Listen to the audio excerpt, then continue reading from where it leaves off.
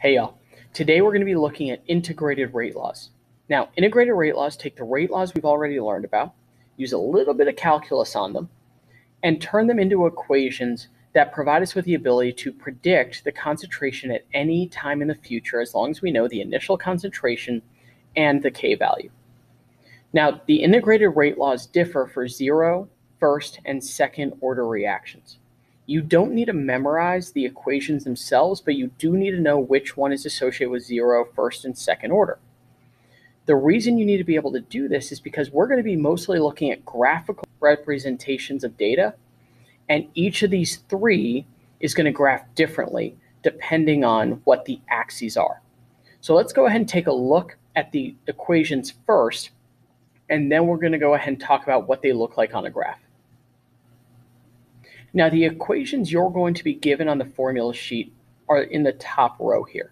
So you can see zero order is the concentration of A at any time t, that's what the little subscript t means, at any time t, minus the concentration of A at time zero, that would be our initial concentration, is equal to negative K times the t. Now you'll notice that the little t represents time, and it's going to be the same time that the final concentration is going to be at. So that A sub t, if the time is 10 seconds, then the A sub t is going to be the concentration at 10 seconds. Okay, so that's what that subscript t shows, and that's what that variable t means in the equation. For a first order integrated rate law, now it's going to look like this. Natural log of A at time t minus the natural log of A at time zero, your initial concentration, is equal to negative K times t. So you'll notice the difference between zero order and first order in this case is that zero order, it's concentration versus time, and first order, it's natural log of concentration versus time. Second order is going to be 1 over A at time t minus 1 over A at time zero. That's equal to positive KT. So here we have three different equations that represent rate laws of zero, first, and second order. But instead of being an instantaneous rate that we're looking for concentrations across time. So you'll notice that these integrated rate laws don't even have a rate variable in them. It's because we're looking at concentration initial, concentration at a time t, and it does involve the K reaction, the rate constant that we've talked about before. So what does this mean for how we use them? Well, integrated rate laws are really helpful because so much of our data is graphed.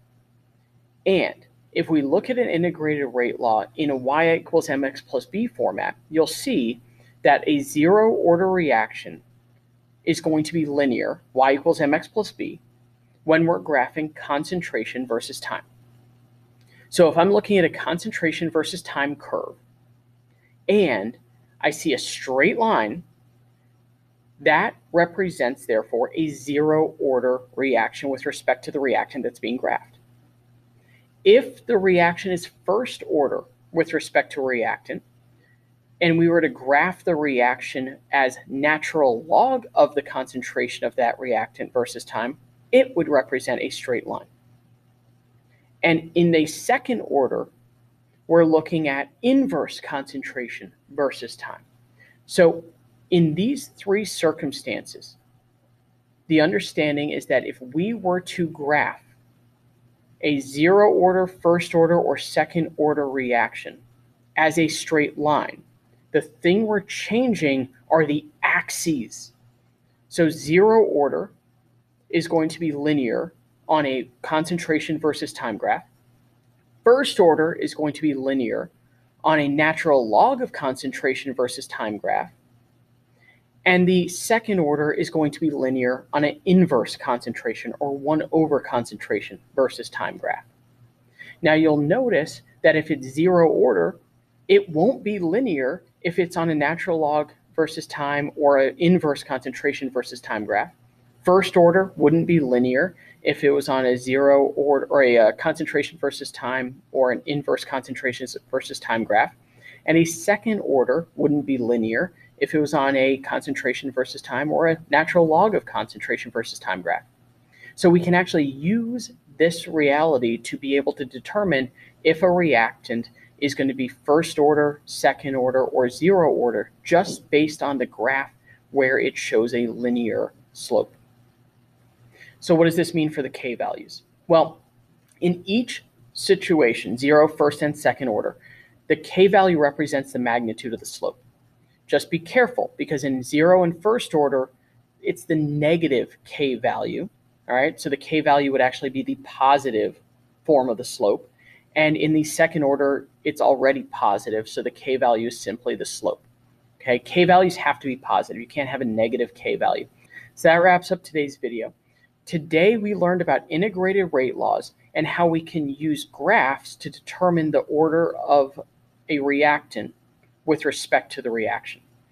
If the reactant is zero order, then the graph of concentration versus time of that reactant is going to be linear.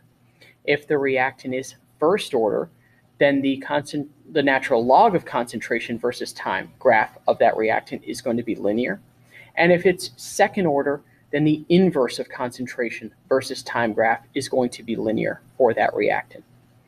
We can also use these equations to be able to actually calculate the concentration at any time t by simply plugging in the initial concentration, the K value, and the time, and we're essentially solving it as a y equals mx plus b, where we're solving for y in that case. The key to this is the fact that all of these are going to use the K value, but not the instantaneous rate. Okay, this is all based off of rate over time. I hope you enjoyed the video. Thanks for watching, and I'll see you in the next one.